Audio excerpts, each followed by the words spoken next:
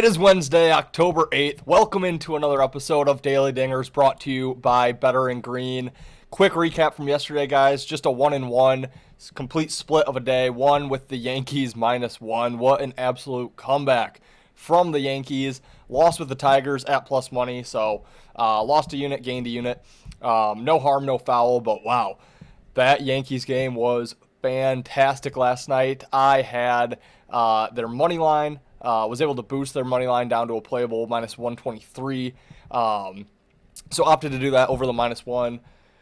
Could not be happier with that comeback for the Yankees. Just a fantastic night of sports, of betting. Another fantastic day of sports on the horizon, guys. 4 MLB games starting at 3 o'clock Eastern going through the night. 4 NHL games on day 2 of the NHL season. 2 college football games. We have football every single day until the Wednesday before Thanksgiving. And at that point, we're going to have daytime basketball with all the tournaments. Just a wonderful time of year to be a sports fan and a sports bettor.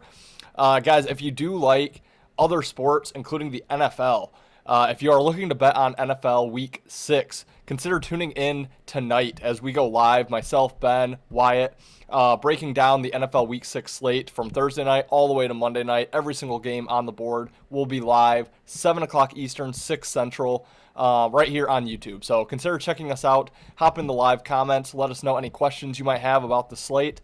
And we will be sure to answer those live on air. So consider joining us there, guys. If you have not subscribed already, please consider doing so. If you like this content, please hit that like button for me. Let's try to get just 5 likes today. Would really appreciate 5 likes. And then let's drop that baseball emoji. Only got 2 yesterday. Looking for 5 as well. Baseball emoji down below, guys. Almost done with the baseball season. Let's smash the like button. Hammer those comments out while the season is still here. Let's get into the games. 4 games up. Got to kind of go rapid fire here. 3:08 Eastern, Seattle Mariners and the Tigers playing Game 4. Right around a pick'em price, -110 both ways.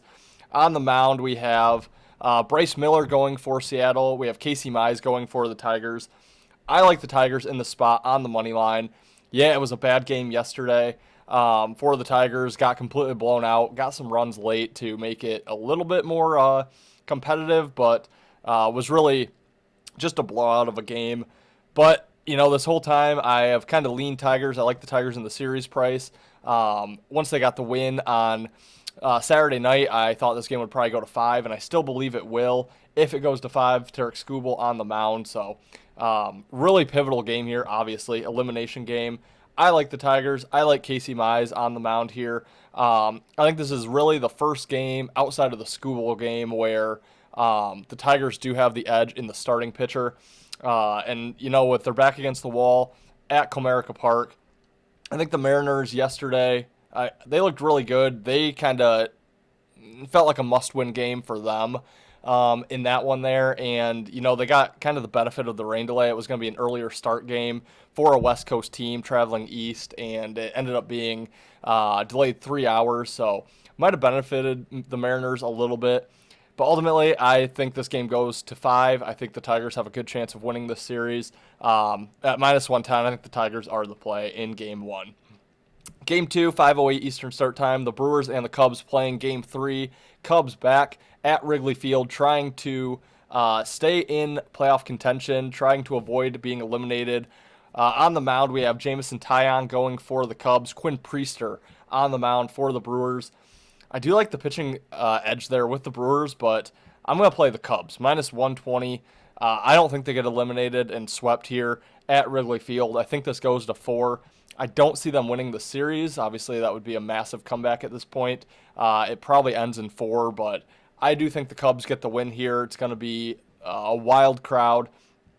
Backs against the wall. I do like Taillon on the mound. I mean, Quinn Priester's had a phenomenal season, but I think Taillon can do what he needs to keep the Cubs in this. I think the Cubs get some run support for Taillon today, and I think the Cubs are the play. Just don't see them being eliminated. They had the day off yesterday to really regroup, put everything they have into this effort to get the win, and I think they do so. So Cubs -120 is the way I'm looking at the second play. 7:08 Eastern start time, the Blue Jays and the Yankees playing on their back-to-back after, like I said, that phenomenal comeback by the Yankees yesterday. The Yankees are currently minus 175 home favorites, plus 145 on Toronto. I like the Yankees again in this spot. We're going to lay the -1 again to get that price down. Minus 125. Yankees -1.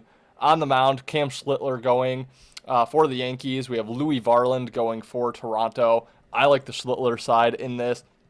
In his first appearance in the playoffs, got the win, .63 whip, 0 ERA, 8 innings, 12 strikeouts, no walks. I mean, just a phenomenal performance from Schlittler.